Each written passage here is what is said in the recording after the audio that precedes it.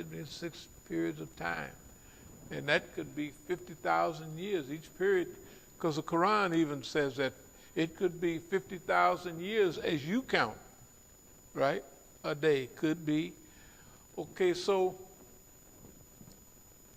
and even that is not like a keep your, mind on 50,000. It could be 50 million. It could be a lot, So anyway, let me go on and speed it up. I didn't mean to even stay here this long. Harness all the segments of Iranian society. They could do it. They have done it.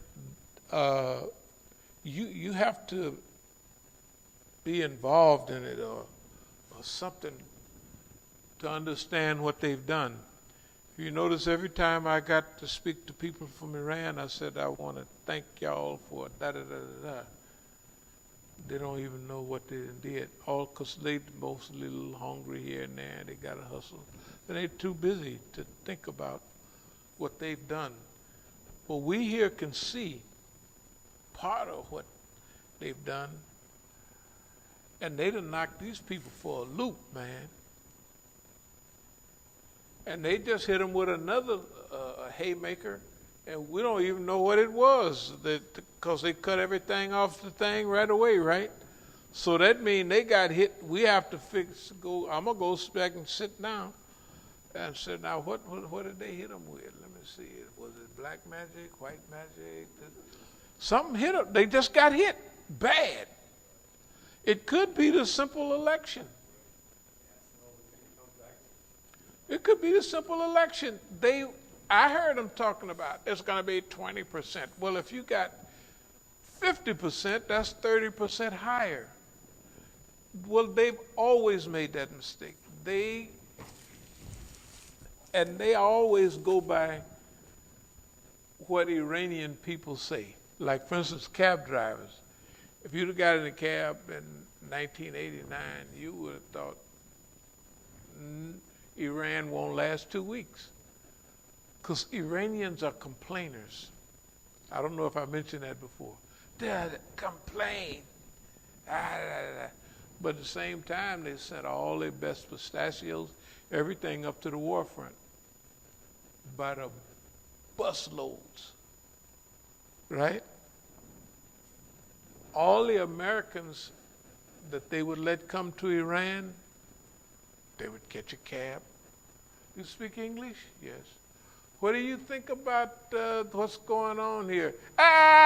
This place is the craps. I'm telling you, it's going to fall down tomorrow, probably today. I'm going to hurry up and get you to your hotel before it collapses.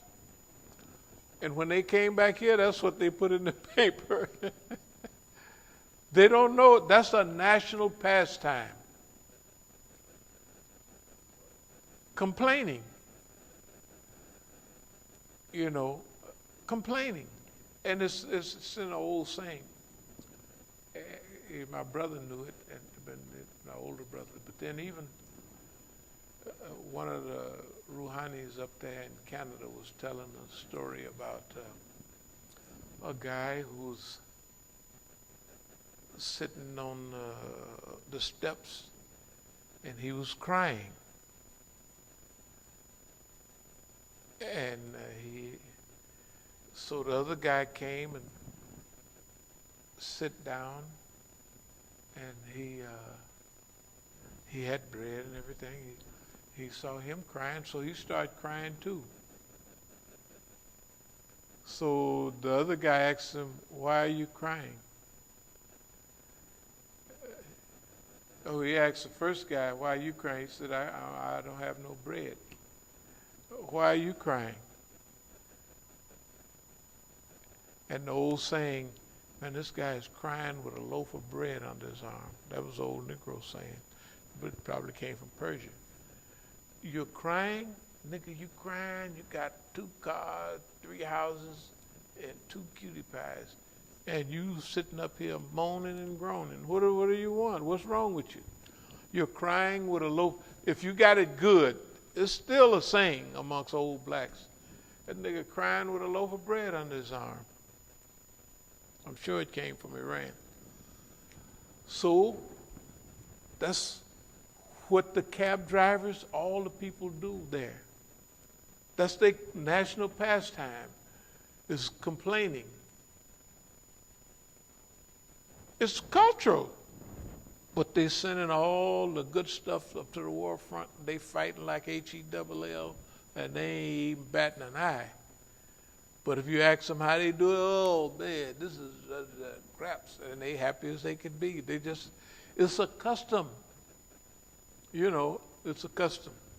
And the Americans didn't know it. That's why, if you think back years ago, all of what they ever said on the news, the revolution gonna fall next week, gonna fall in 3 days. This is the last nail in the coffin of the revolution. Especially 2009, boy, they said, that's it. These assassins had shot a little girl named Nadal, something, Nadal, I don't know. Yeah, it was really mean.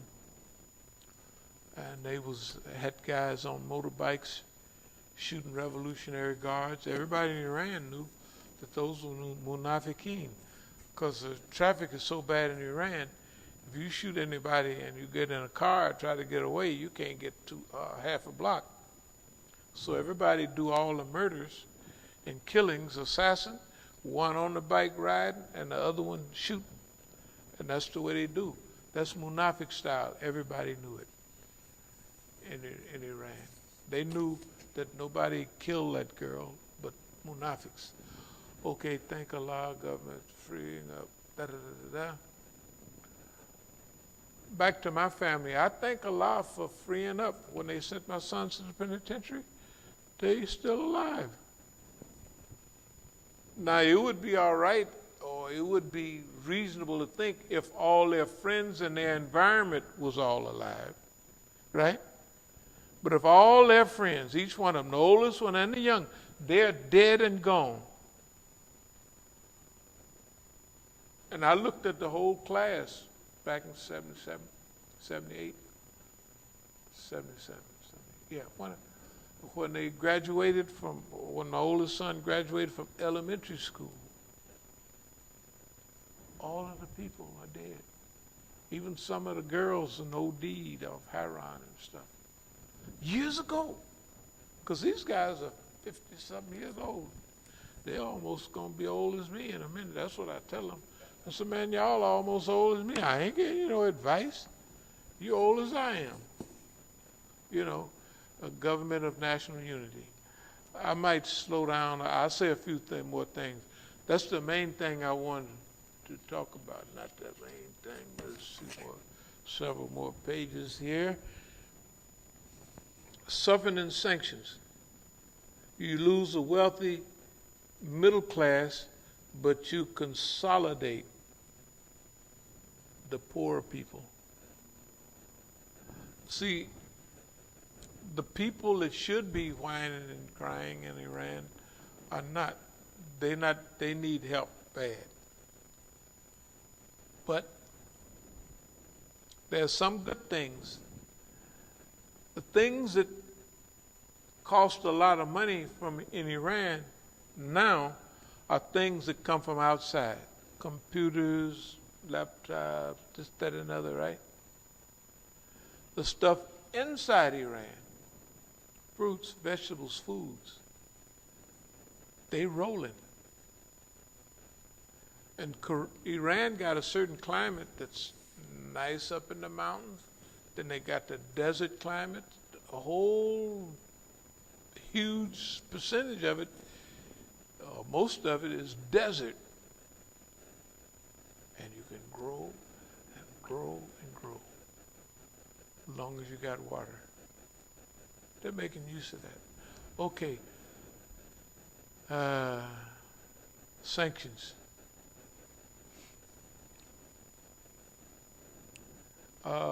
When the Prophet's wife, Khadijatul Kubra, died, it was during the boycott in Mecca.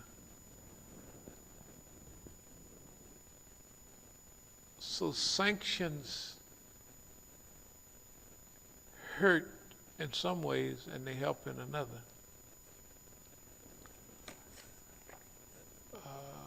Number one, they trim off all the fat. You start appreciating what you have. You know. And number two, you get pretty smart. I don't know if anybody ever watched some of the new stuff they have on, you can see it later on Crescent, is that Crescent, not Crescent, but Press TV and all that, about their industry. They have a section on one of their industries all the time. They're on a roll.